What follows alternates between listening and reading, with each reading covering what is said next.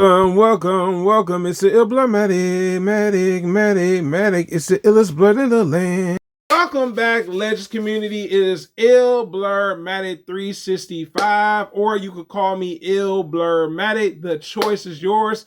Today, I'm back with a new video on some information that I came across on Google News. I'm telling y'all, man, Google News be having some interesting facts and information on things that I even be unaware of about sometimes. Love that it notifies you on information. So today's new video is actually going to be on Marvel Cinematic News. And today's video is going to surprise a lot of people. So originally, Marvel Studios had plans for Thor. All right. We know Thor has been in the Marvel Cinematic Universe since the Avengers movies up until now with the Thor movies as well. But it seems like Marvel Studios wanted this to happen with Thor, and a director told them actually no. So originally, Marvel Studios wanted Thor to appear in Guardians of the Galaxy Volume 3. What? Nah.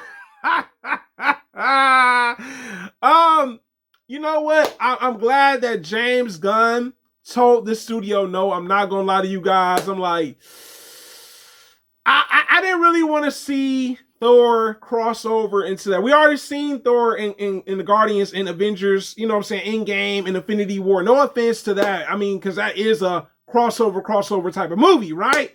When it comes to superheroes. But I'm glad that James Gunn stood on business and told Marvel Studios, I don't want to see Thor in Guardians of the Galaxy Volume 3. Good.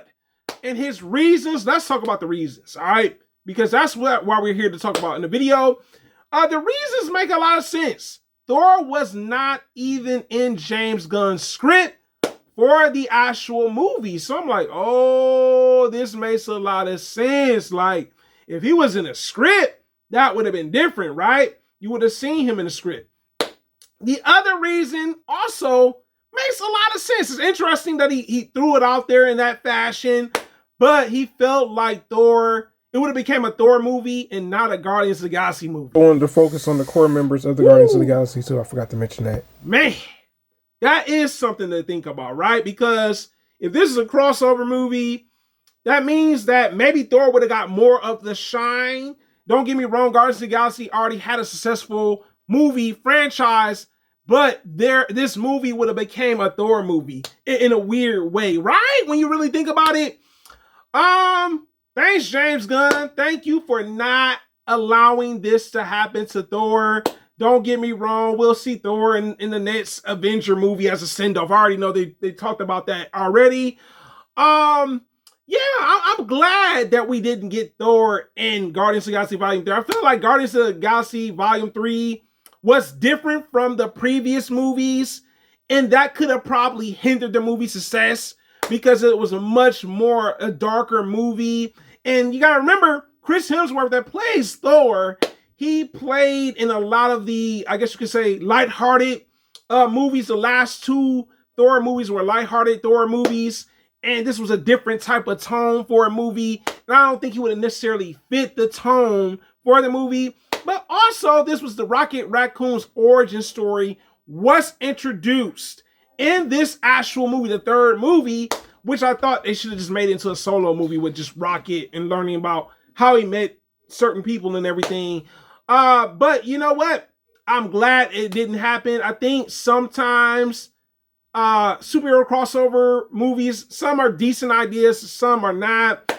And I'm glad. Don't get me wrong, Chris Hemsworth does a great job playing Thor, but I'm like, nah, nah, get it out of here.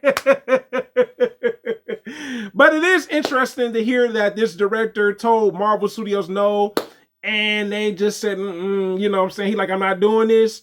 I get this y'all idea of what y'all want for a movie, but this is not my vision for a movie. But it is the hardest working blood on YouTube, guys. You tell me in the comments, are you surprised that this Avenger in Guardians of the Galaxy Volume 3? And my next question for you guys is, do you think introducing that character in Guardians of the Galaxy Volume 3 would have changed the dynamics for the movie? It is the hardest working blurred on YouTube, guys. Thank you so much for commenting, liking, subscribing, Also sharing so get out in the YouTube algorithm, guys. It's the hardest working blogger on YouTube, guys. And I'm out.